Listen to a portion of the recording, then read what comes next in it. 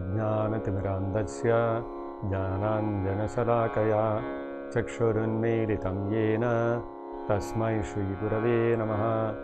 नमः ॐ विष्णुपादाय कृष्णप्रेष्ठाय भूतले श्रीमते भक्तिवेदान्त स्वामिन्निति नामिने। नमस्ते सारस्वती देवे गौरवाणी प्रचारिणे निर्विशेषशून्यवादी पाश्चात्यदेशतारिणे। जय श्री कृष्ण चैतन्य प्रभु नित्यानंद श्री अद्वैत गदाधर श्रीवासादि गौरभक्तवृंद। हरे कृष्ण कृष्ण कृष्ण हरे हरे, हरे राम राम राम हरे हरे। मूकं करोति वाचालं पंगुं लंघयते गिरिं यत्कृपातमहं वन्दे श्रीगुरुं दीनतारणं। Hare Krishna. In the last episode, we have seen how Bhimasena and Jarasandha were fighting a duel to the death. This duel lasted for more than 27 days. And on the 28th day, Bhimasena approached Lord Krishna and confided in him that the way Jarasandha and Bhimasena were equally matched in terms of both physical strength as well as their skill in hand-to-hand combat, it was not possible for either of them to gain victory. Now Krishna was aware of the birth of Jarasandha, how he had been born from two mothers in two halves, and later he had been joined by the Rakshasi by the name Jara, because of which he got the name Jarasandha. Knowing this, Krishna knew that Jarasandha could not be killed by any ordinary means. So Krishna hinted to Bhimasena how he could be killed. Krishna took a twig, a piece of small twig he took, and then in front of Bhimasena he bifurcated the twig into two and threw the two parts aside. By this, Bhimasena understood what was the process to kill Jarasandha. The way he had been born was by combining the two stillborn halves. And now if his body was bifurcated again into those two halves, he would be dead. Not only this, Bhimasena would also require some extra strength, because at the current moment, the way things were, both Jarasandha and Bhima were equally matched. So Krishna invested a special power in Bhimasena, and armed with this special power, Bhimasena entered into the arena, and the duel again started on the 28th day between Jarasandha and Bhimasena. And as the fight progressed, Bhimasena quickly captured Jarasandha and threw him on the ground, and then holding one foot of Jarasandha with his foot down firmly, Bhimasena caught hold of the other foot of Jarasandha and pulled it apart in such a way that from his rectum up to his head, his whole body got bifurcated into two halves. And then these two halves were thrown apart by Bhimasena. And all the citizens of Magadha who had gathered to witness this fight between Bhimasena and Jarasandha, they saw that their king was lying before them, bifurcated into two halves, such that each half had one leg, one thigh, one eye, and one ear, and the chest was split into half, the stomach was in half, the whole face was divided into half like this. And in this manner, by Krishna's grace, Bhimasena managed to kill Jarasandha. Now what happened further next is very interesting. Now that Jarasandha had been killed, what did Arjuna and Bhimasena do? Did they occupy the throne and take over the kingdom of Magadha, annex it into part of Indraprastha? No. Actually, Krishna and the Pandavas, their intention was not to annex Magadha or to increase their kingdom. They were satisfied with Indraprastha, whatever they had. the whole intention was to remove the demoniac rule of Jarasandha, who was simply creating disturbance for others.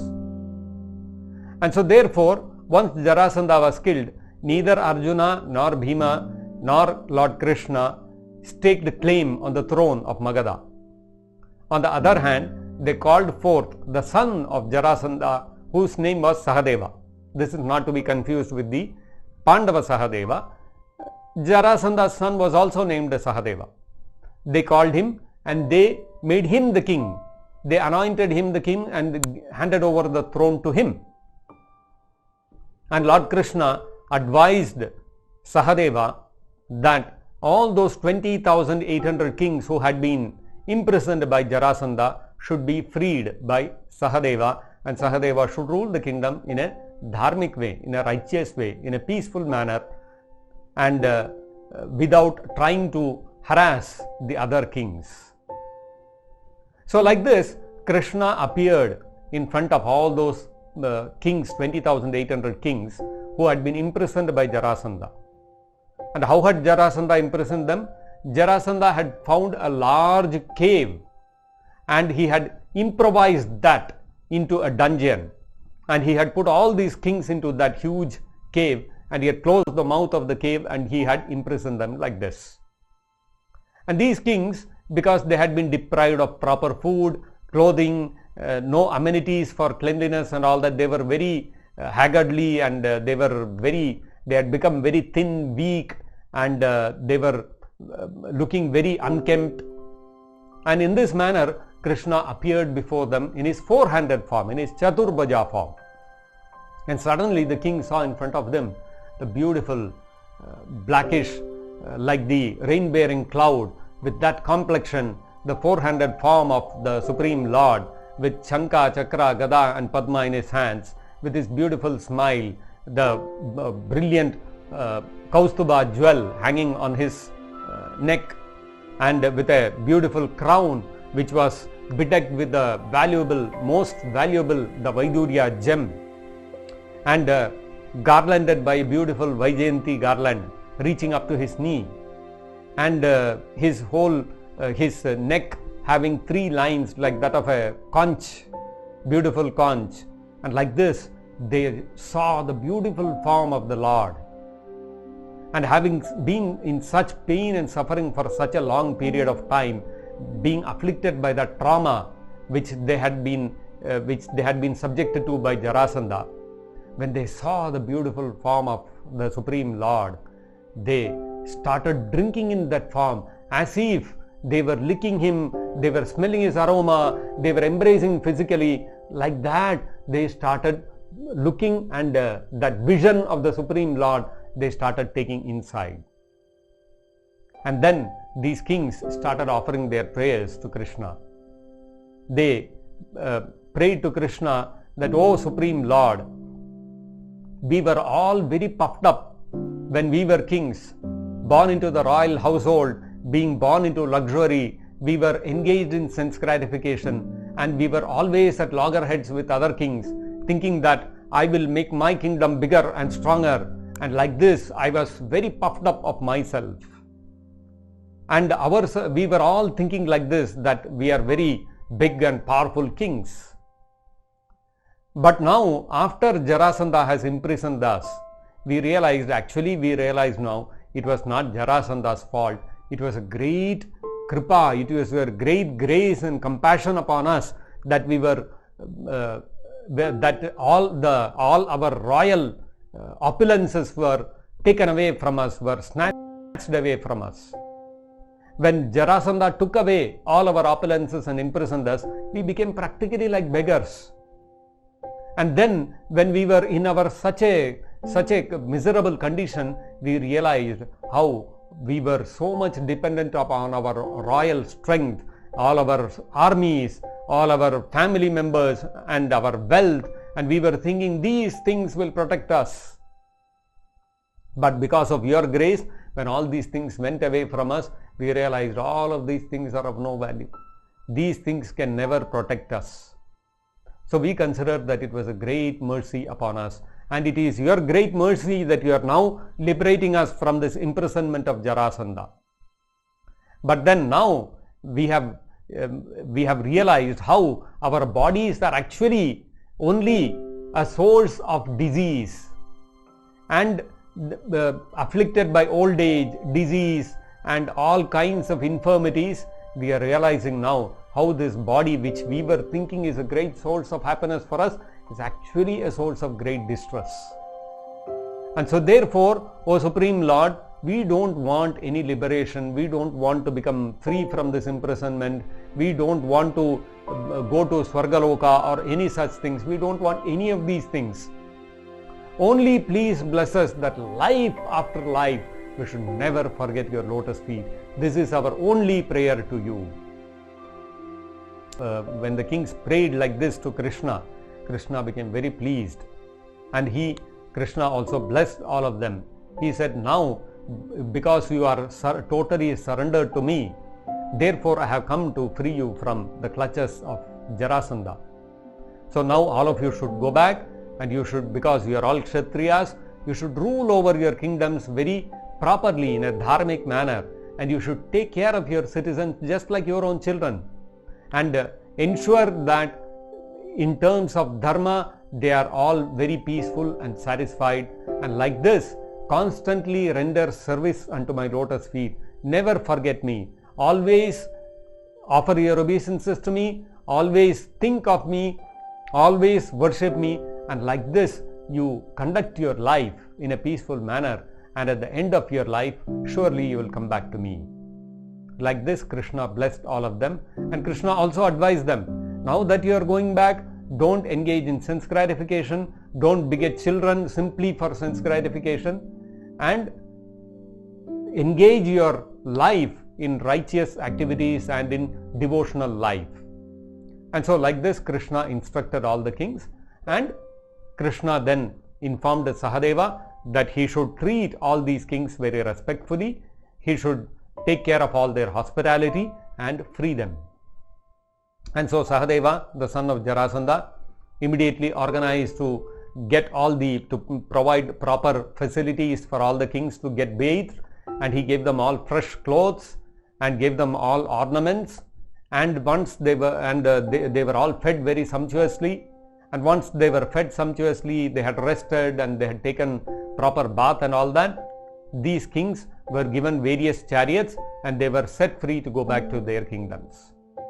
And so all the kings, in great happiness, remembering Krishna's lotus face, his lotus feet and his instructions, they all went back to their kingdoms, and the rest of their lives very peacefully, in a very dharmic manner, they conducted themselves, they ruled over their citizens. The citizens were also very happy to see their kings come back, and like this they perfected their lives. Now Krishna and Bhimasena and Arjuna went back to Indraprastha, and they all met Yudhishthira Maharaj, who was anxiously waiting for news of what had happened between Jarasandha and these three personalities who had gone to seek a duel with him. So Krishna explained to Yudhishthira Maharaj what all had happened and how Bhimasena had managed to overcome Jarasandha. Jarasandha was vanquished, and when Yudhishthira Maharaj heard all these things, his eyes were filled with tears of love, thinking of how Krishna was constantly guiding them and protecting them.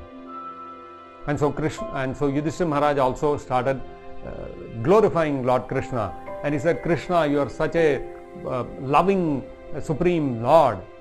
In fact, we Pandavas, we are thinking that we are the kings and we are very puffed up with our strength and our opulence. In fact, you should be punishing us for being so puffed up.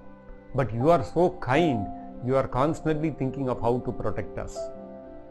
Actually, Yudhishthira Maharaj was not puffed up. He was very humble and modest. But because he was a great devotee, he was thinking that he was very arrogant and puffed up. But in reality, Yudhishthira Maharaj was known for his humility and modesty.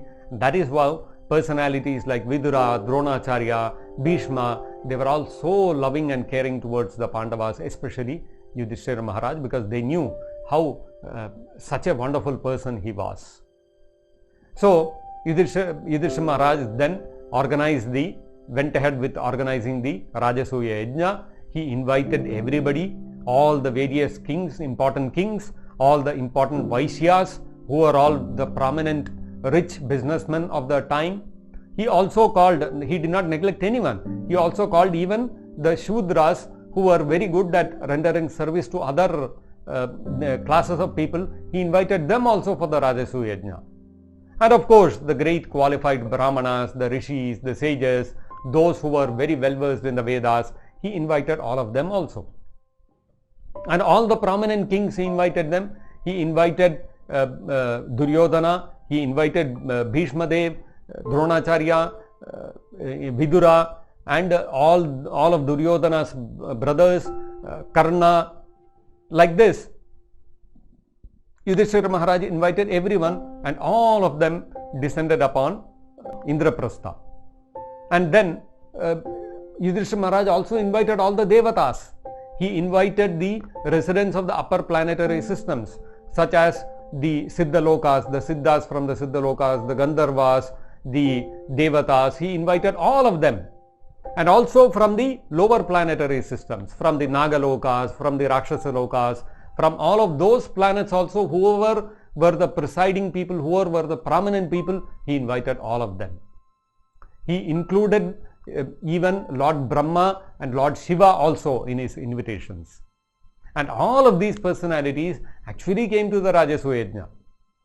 Actually, in today's world, we don't see any of the Devatas coming anywhere in this world today, because nobody performs yajnas properly, there is no proper respect given to them, so they also don't come. But in those times, because the kings were constantly engaged in performing yajnas and satisfying the Devatas, and there were qualified Brahmanas who would perform the yajnas also in a very suitable way, it was very common for the Devatas to come down to this earthly planet.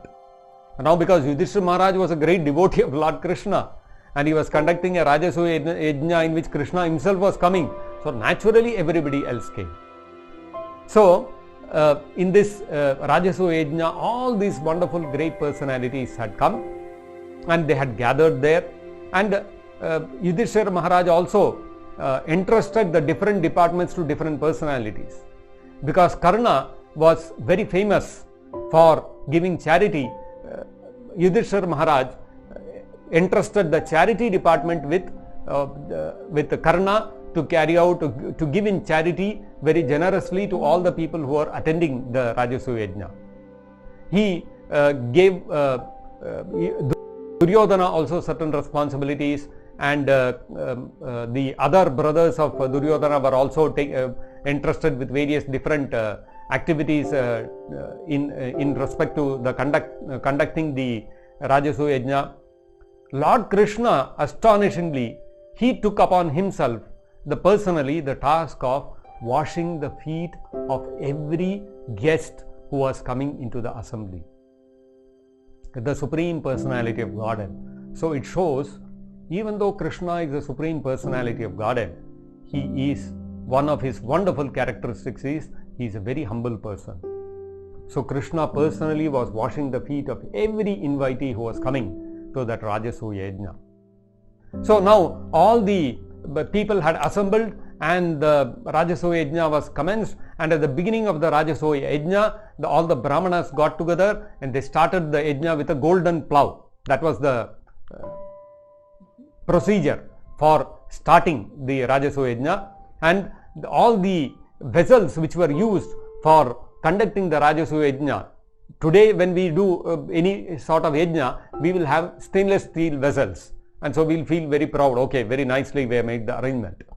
But in Yudhishthira Maharaj's Rajasuya Yajna, all the vessels were made of gold, pure gold, and in that golden vessel all the ingredients were brought forward to the Rajasuya Yajna, and then as part of the beginning of the Rajasuya Yajna, there was this ceremony known as Agra Puja. Agra Puja, Agra means the first, so the first worship that has to be offered. In that assembly, it was decided, all the assembly members had to decide who was the greatest personality amongst them, and whoever was the person performing the yajna, which was Yudhishthira Maharaj in this case, that person had to first worship this person who was selected as the most prominent personality, and then the Rajasuya Yajna could start. So all the people were assembled, and Yudhishthira Maharaj asked all of them who should be granted the privilege of receiving the Agra Puja. So all the sages, all the rishis, they started giving their opinions. Somebody said Vyasadeva should be given the honor. Somebody else said Parashara Muni should be given that honor. Somebody said Narada Muni. Somebody said Lord Brahma. Somebody said Lord Shiva. Somebody said Indra. Like this discussion was going on, and there was no conclusion. Now, who could be the right person for receiving that Agra Puja? This was the question in the assembly. Now, Sahadeva, the Pandava, one of the Pandava brothers, he stood up and he started speaking. He said, I very well appreciate that there are very great personalities in this assembly. Lord Shiva himself is present. Lord Brahma himself is there. All the Devatas are there. Not only that, great rishis like Vyasadeva, Asita, Devala, Narada Muni himself, Gautama Muni, Parashara Muni, Parashurama himself, all such personalities are present. But still, amongst all of them, nobody can equal or be superior to Krishna in terms of time, space, riches, beauty, knowledge, fame. In every respect, Krishna exceeds everyone else. And not only that, in fact, the maintenance, the creation and the destruction of the universe is carried out by Krishna and his energies. Krishna, we are all amshas, we are all part and parcels of Krishna. Everything is Krishna's energy. Krishna has distributed his energies in the form of this universe and the living entities that we see.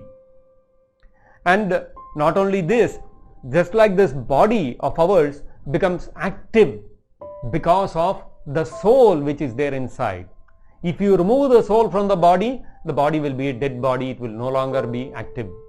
Similarly, this entire universe is active because of what? Because Krishna has entered into each and every universe.